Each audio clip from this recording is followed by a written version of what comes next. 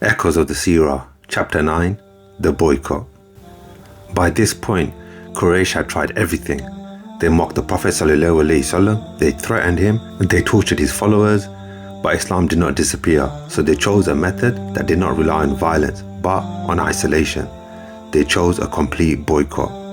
And this was not a simple ban, it was a boycott in every sense of the word. So like no trading, no buying, no selling, no marriages, no social gatherings, no protection. People were forbidden even to sit with the Prophet ﷺ or those who supported him.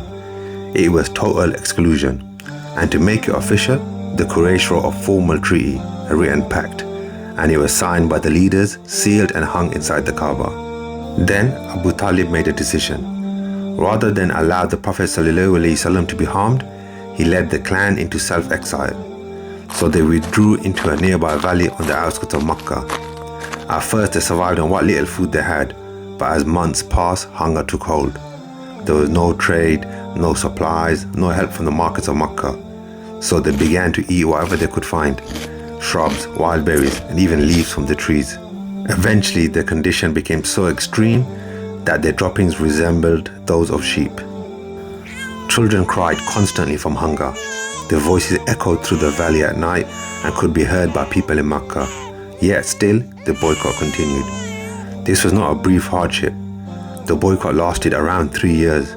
3 years of hunger, isolation and endurance. And yet, they did not surrender. The Prophet ﷺ did not withdraw from his mission. Even in hardship, he continued his role as a messenger.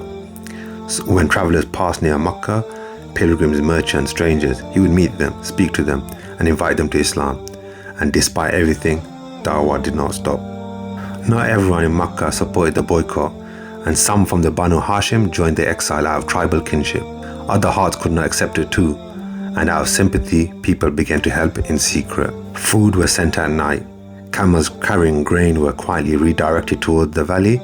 Among those who showed sympathy was Mut'im ibn Adi and others like him. Even people who did not accept Islam refused to abandon basic humanity.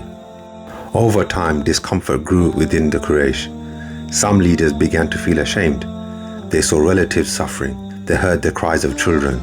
Men like Hashim, who was the cousin of the Prophet ﷺ, and Zuhair began to openly question the boycott.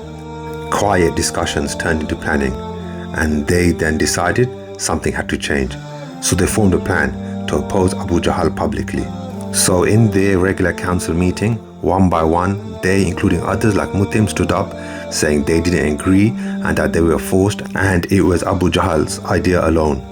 Abu Jahl argued back. However, the plan was successful and public opinion began to change.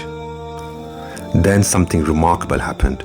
One day the Prophet ﷺ told Abu Talib, "Oh my uncle, Allah had informed me that the treaty they wrote has been consumed by termites, except for the phrase, 'in the name of Allah.'"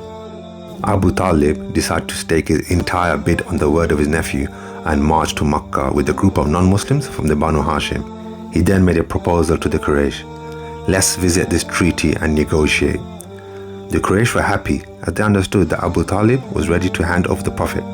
Abu Talib then said, "My nephew has informed me that his Lord has told him that the treaty is no longer in existence except for the phrase, 'in the name of Allah.' So my challenge to you is, if that is the case, then let us be and we will return to Makkah, and if not, then I will hand him over to you and you can do as you please." They agreed and the treaty was brought down, and when they examined it, it was exactly as the Prophet ﷺ had said. The document had been eaten away, every word erased, except "in the name of Allah." The Quraysh had no choice. They begrudgingly stuck to the agreement and ended the boycott.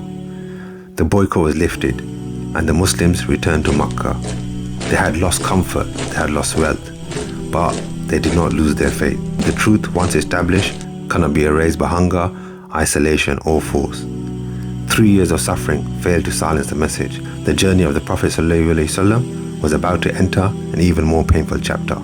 The next chapter is Chapter 10, the Year of Sorrow.